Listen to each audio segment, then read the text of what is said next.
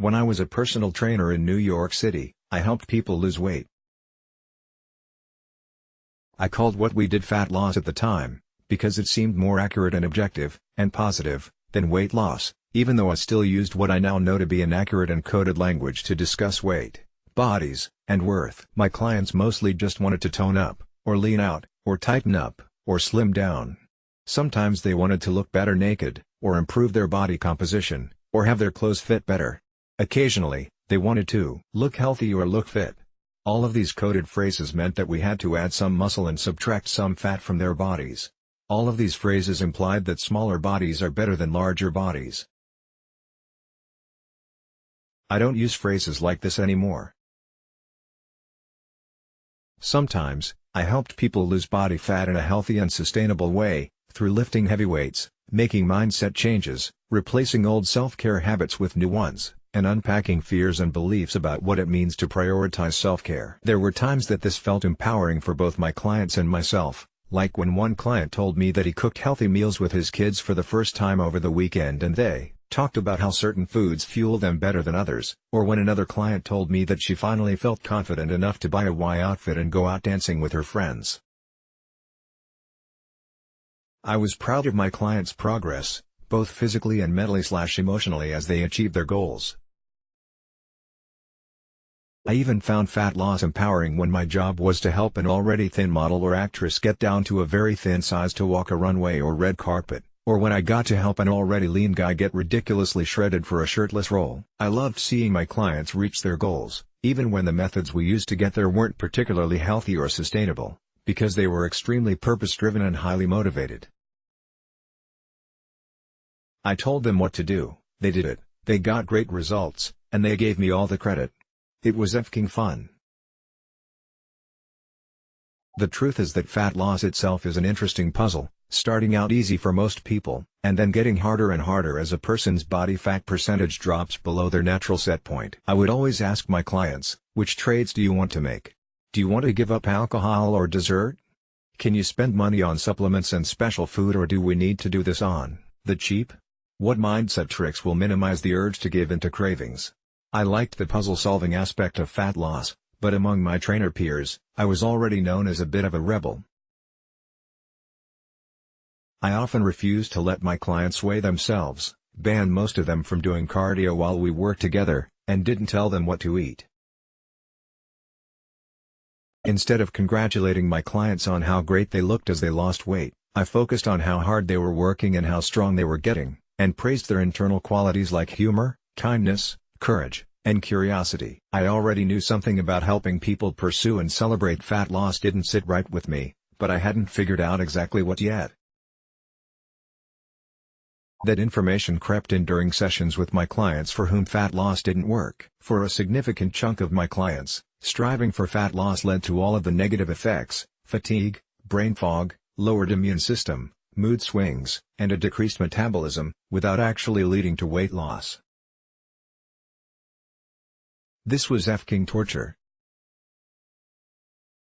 It was hard enough with clients who didn't follow through with the habit change goals we set together, either because they were misinformed or unrealistic about their values, priorities, habits, body, and lifestyle. Like a new mom telling me she would just get more sleep, or a CEO working 80 hours a week promising to do all her own meal prep. For these clients, pursuing fat loss was just impractical.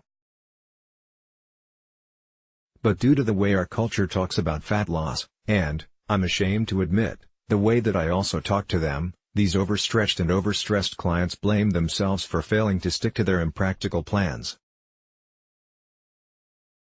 Every time someone set a goal they couldn't achieve, they blamed themselves for being lazy, weak-willed, self-sabotaging, stupid, broken, or bad. For what it's worth, that kind of shame-based self-image over time tends to lead to weight gain for most people, not weight loss. Which means that, on top of the metabolic damage and binge-why backlash done by dieting, the harder a person tried to lose weight, the less likely weight loss became. It was heartbreaking and frustrating. I knew my clients unfairly blamed themselves, and that I was somehow part of the problem by normalizing and supporting their fat loss goals in the first place.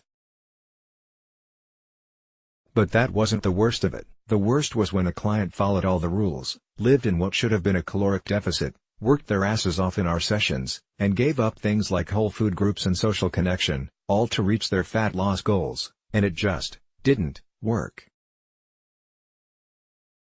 I dreaded the sessions after these clients stepped on a scale or went shopping for new clothes, when they would cry and ask me, "Why isn't this working?" Sometimes, these clients blamed themselves, as if more effort, discipline, restriction, control, and sacrifice was the answer. Sometimes, they blamed me, and said I didn't know what I was talking about. Sometimes, they blamed their bodies for being broken and evil. The one place they never put the blame was on a society that had taught them fat loss was the key to happiness, fulfillment, and self-worth. These conversations were the opposite of empowering. They were brutal. My clients felt helpless. I felt helpless. We would sometimes just sit together in grief and anger and disappointment and desperation. I had nothing to offer except, "I'm sorry." What I meant literally was that I was sorry it wasn't working. I was sorry it was so frustrating and disempowering and painful. I was sorry they were in such agony. But more than that, looking back, I was sorry that I ever said I could help them lose the weight in the first place. I was sorry that I ever gave the impression that weight loss was a matter of effort and discipline.